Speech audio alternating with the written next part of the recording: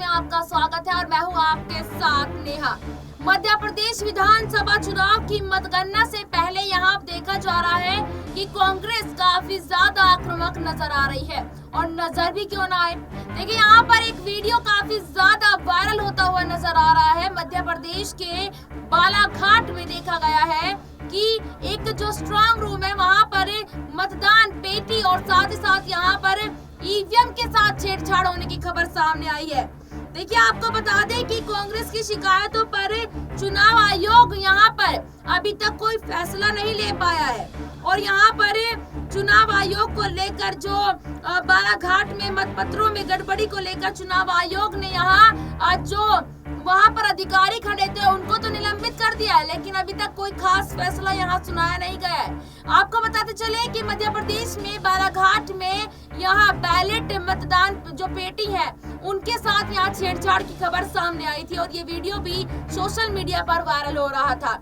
यहाँ पर कांग्रेस नेता अभिषेक मनु सिंघवी और साथ ही साथ जो पेशे से वकील भी हैं वो कुछ यहाँ पर कहते नजर आए हैं। तो पहले आप ये वीडियो देखिए।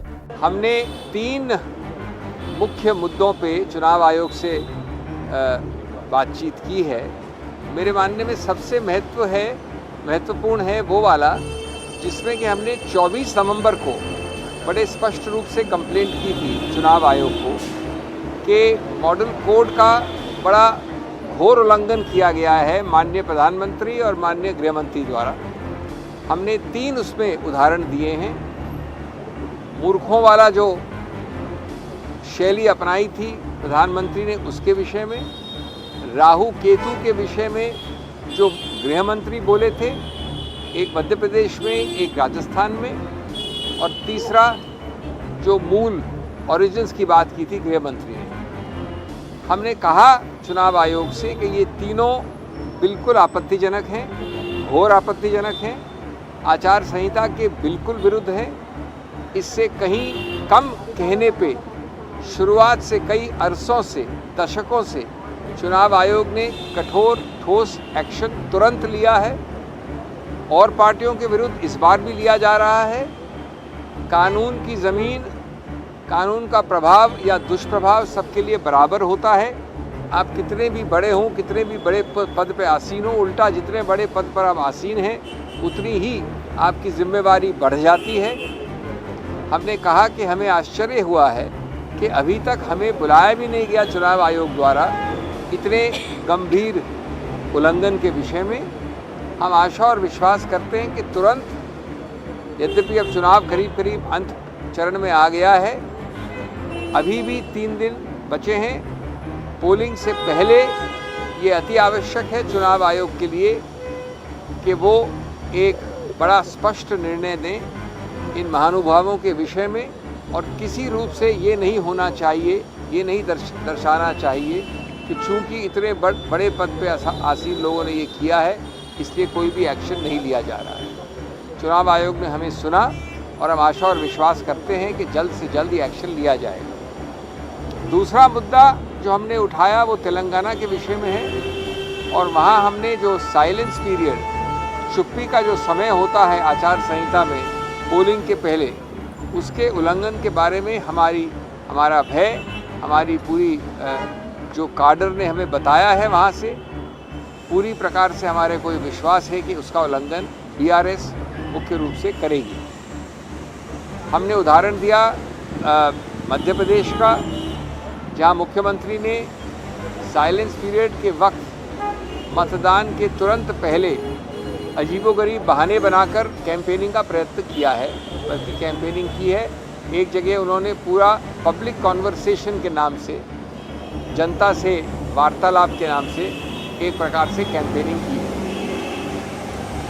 इसी प्रकार से टी शर्ट्स, साड़ीज़ या कार्डर्स शर्ट्स पहन के मुख्य रूप से पिंक कलर में, जो बीआरएस का रंग है, सब जगह अगर साइलेंस पीरियड में जाते हैं, वार्तालाप करते हैं, तो ये भी एक और तौर तरीका है कैंपेनिंग का। हमने बड़ा स्पष्ट चुनाव आयोग से ये विनती की है कि उल्लंघन सीधा और ऐसा दिखने वाला हमेशा नहीं होता है। परोक्ष रूप से जो उल्लंघन होता है परोक्ष रूप से जो प्रयत्न होते हैं वो और भी ज़्यादा दोषी ठहराने चाहिए।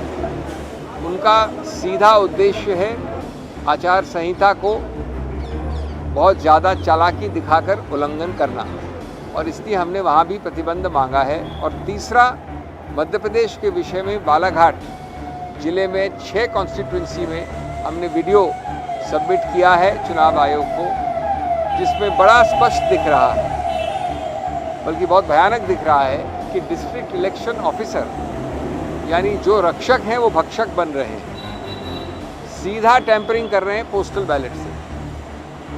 ये भी बहुत आपत्तिजनक, गंभीर, और इसमें तुरंत दंड का एक्शन लेना चाहिए चुनाव आयोग को ऐसे व्यक्तियों के विरुद्ध, जिससे संदेश बड़ा स्पष्ट हो। हम आशा और विश्वास करते हैं कि इस प्रकार का जो दुरुपयोग होता है मशीनरी का, या जो उल्लंघन होता है आचार संहिता का, जिसके सबसे बड़े पुलिसमैन हैं चुनाव आयोग, उसमें तुरंत जल्द से जल्द एक्शन लिया जाए। Very briefly, friends, in English I have already spoken in Hindi. We went to the Election Commission. My distinguished colleague Mr. Salman Khurshid was with us, and on the screen were Mr. Ajay Makhan, Dr. Ajay Kumar. With me are Mr. Sappal, Mr. Vineet Punia, Mr. Pranav Jha, and all our other colleagues. We have raised broadly 3 issues, all of them very serious, with the Election Commission. Perhaps the most serious, if we were to grade them on seriousness, is the one where we have pointed out to the Election Commission that a complaint by us as far back, and one day is too many days during this kind of electionary schedule, as far back as 24th of November, that is 3.5 days ago, we have submitted to you a detailed representation showing direct visual evidence, undeniable, unambiguous, incontrovertible evidence of violations of the Model Code of Conduct by no less than the Honorable Prime Minister and the Honorable Home Minister. The first of these videos is there by the Honorable Prime Minister talking in the idiom which is very special and unique to him, and calling the opposition leaders Murkhon ka Sardar.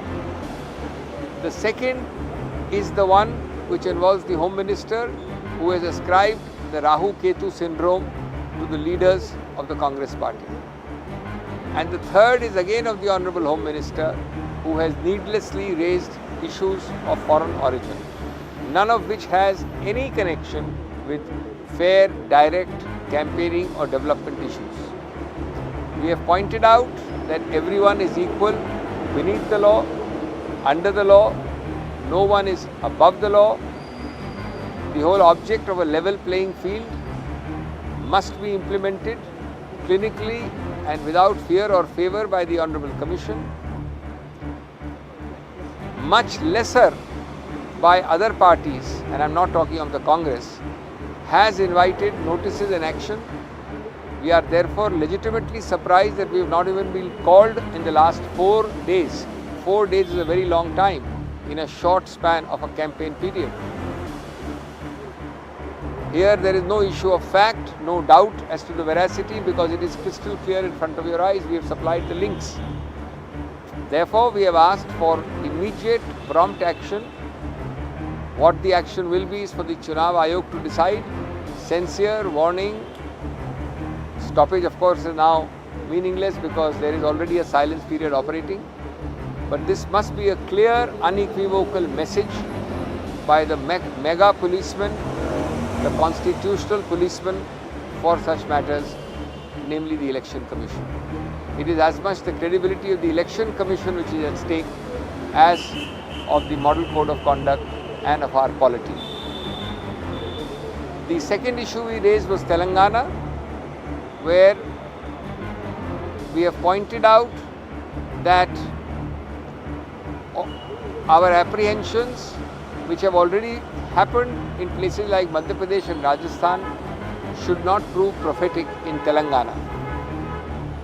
We have pointed out how every attempt is being made, and our cadres have informed us. My colleague Dr. Ajay Kumar gave specific examples of regions, booths and areas that people are intending to violate the silence period's sanctity by having all kinds of surrogate campaigning, which is prohibited. What you cannot do directly, you cannot do indirectly. We have pointed out that the Chief Minister of Madhya Pradesh, Mr. Shivraj Chauhan, started having so-called public conversations in the silence period in Madhya Pradesh. We have clear information that the cadre of the BRS has been asked to fan out wearing pink shirts and using pink sarees, pink t-shirts, clear attempt to propagate and canvas on the BRS logo, symbol and color. All such surrogacy should be stopped and nipped in the bud. In fact, it is more serious if you are too clever by half, if you are over clever by half, and you are finding indirect ways of circumventing the model code of conduct. The last point we raised was with respect to